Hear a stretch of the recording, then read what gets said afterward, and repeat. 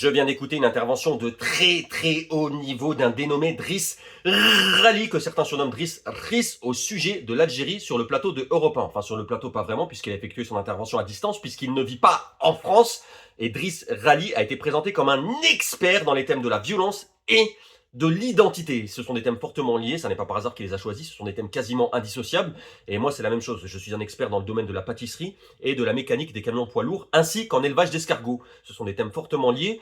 Et donc, si vous avez des problèmes d'identité, vous ne savez plus qui vous êtes, vous avez perdu votre pièce d'identité, vous avez des pertes de mémoire, vous pouvez contacter Driss Rali. C'est à ça que servent les experts en identité. Et étant donné que c'est un expert en identité et en violence, c'est logiquement qu'il a effectué une intervention, qu'il a pris la parole au sujet de la diplomatie et des relations internationales. C'est très cohérent. Et moi, c'est la même chose. Souvent, en tant qu'expert en pâtisserie, on me demande de prendre la parole sur le foot ainsi que sur la science. Et donc, Driss Rali a formulé une ribambelle de propositions afin de faire comprendre au régime algérien que la récréation est finie selon ses propres termes. Alors, il a beaucoup employé le jargon de l'école, de la cour de récréation. Je ne sais pas pourquoi, à mon avis, l'école doit lui manquer, parce qu'à un moment, il a aussi dit que la France avait des billes.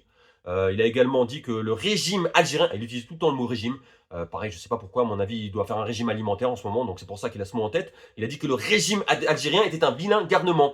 Et donc la première proposition qu'il a effectuée, c'est du très lourd, puisqu'il a commencé très fort. Il n'y est pas allé avec le dos de la cuillère, puisqu'il a suggéré, je cite, deux points, ouvrez les guillemets, si j'étais à sa place, à la place de Emmanuel Macron, je demanderais à France 24, à RFI et à France Télévisions, rien que ça, hein, je demanderais à toutes ces chaînes d'organiser une soirée thématique sur les harkis et les pieds noirs, et je ferai venir des petits-fils de harkis et de pieds noirs pour qu'ils témoignent, écoutez bien, sur le plateau de Léa Salamé. Je ne sais pas si vous vous rendez compte, mais c'est quasiment une déclaration de guerre ce qu'il propose. Et il a ajouté, pour qu'ils comprennent, l'Algérie, que la peur peut enfin changer de camp. Parce qu'il n'arrête pas de dire que nous sommes des petits-fils de génocidaires, que nous avons commis des massacres, il faut inverser la rente mémorielle, etc.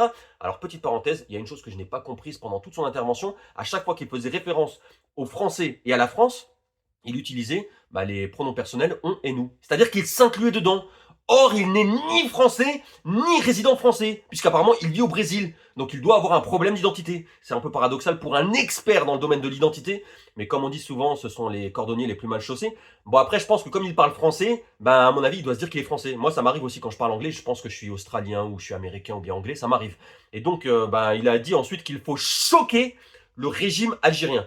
Alors, le présentateur avait l'air d'être un peu sceptique par rapport à cette proposition et a demandé à Driss Rali, est-ce que vous pensez que ça sera suffisant pour sonner la fin de la partie entre Alger et Paris? Alors moi, je peux vous dire que Driss Rali est très bien renseigné, parce que j'en ai discuté avec des responsables algériens très haut placés, et ils m'ont expliqué qu'en fait, ils ne craignent rien. Ils m'ont dit vraiment, on craint rien du tout, mais il y a une chose qu'on redoute par-dessus tout, vraiment, c'est une chose qui nous fait très peur, c'est qu'un jour, Léa Salamé organise une soirée sur la thématique des harkis et des pieds noirs. Et ils m'ont expliqué que si jamais ça arrivait, ils s'en relèveraient pas. Ils m'ont dit que ce serait très dur. Et après, je leur ai demandé si ça changeait quelque chose, si la présentatrice était une autre présentatrice que Léa Salamé. Ils m'ont dit, ah oui, mais si c'est quelqu'un d'autre que Léa Salamé, ça va. Là, on arrivera à rebondir, on arrivera à gérer, mais il a dit, il faut surtout pas. Ils m'ont dit, il faut surtout pas que cette soirée soit organisée par Léa Salamé. Donc je sais pas d'où tient son information Driss Rali, mais il est très bien renseigné. Et ensuite, il a enchaîné. Il a parlé d'un autre sujet et a parlé de la mauvaise foi du régime algérien et a expliqué que le régime algérien est NBA mauvaise foi. Après, il a dit, si vous permettez l'expression.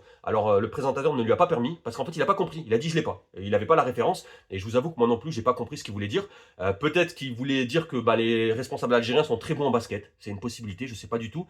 Et pour illustrer la mauvaise foi dont il a parlé des accords de 94 et a expliqué que la France a demandé de rompre ces accords et que l'Algérie a rétorqué que c'est la France au départ qui a voulu mettre en place ces accords. Et il a dit, voilà, ça c'est de la mauvaise foi. Et après, il a ajouté quand même, j'avoue, je ne sais pas si c'est vrai ou pas. C'est-à-dire qu'il ne connaît pas le dossier, mais il sait que c'est l'Algérie qui est de mauvaise foi. Et moi, il m'est arrivé la même chose l'autre fois. J'ai vu deux personnes qui se bagarraient, je les ai séparées. Il y en a un qui a dit, oui, c'est lui qui a commencé à m'agresser. J'ai dit, bah non, tu es de mauvaise foi. Mais parce que j'étais un expert en pâtisserie. C'est pour ça que je le savais. Et donc, ensuite, il a continué sur le thème du basket parce qu'il a expliqué que la France ne doit plus être fair-play avec l'Algérie. Il a dit, je dis pas qu'on doit bombarder Alger. Je suis pas un extrémiste. C'est-à-dire qu'il est gentil. Il a dit on bombarde pas Alger non plus, faut pas aller jusque là. Alors là, j'ai pas trop compris parce qu'en fait, il est parti au départ d'une émission sur le plateau de Léa Salamé et ensuite il a pensé à bombarder Alger. Ça lui a effleuré l'esprit. Mais comme il est sympa, c'est comme c'est lui qui décide. Il a dit non, faut pas aller jusque là parce que c'est lui qui prend les décisions depuis le Brésil par téléphone pendant qu'il regarde la NBA.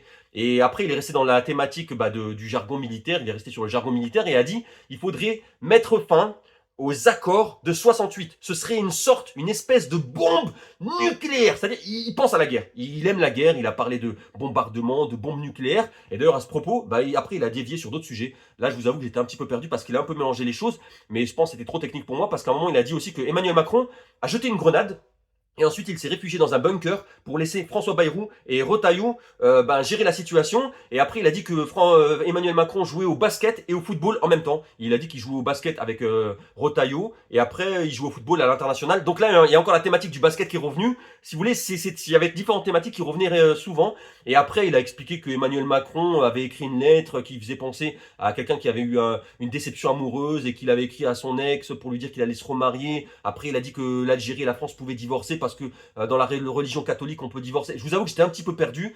Les présentateurs avaient l'air d'être un petit peu perdus aussi et ils ont mis fin à l'intervention. Et le présentateur a dit « Ça sera le mot de la fin, merci Driss Rali ». Un soir, Driss Ghali, essayiste, conférencier spécialiste des thèmes de violence et d'identité. Le principal pas à faire, c'est un pas psychologique et symbolique. C'est faire comprendre au régime algérien que la récréation est finie.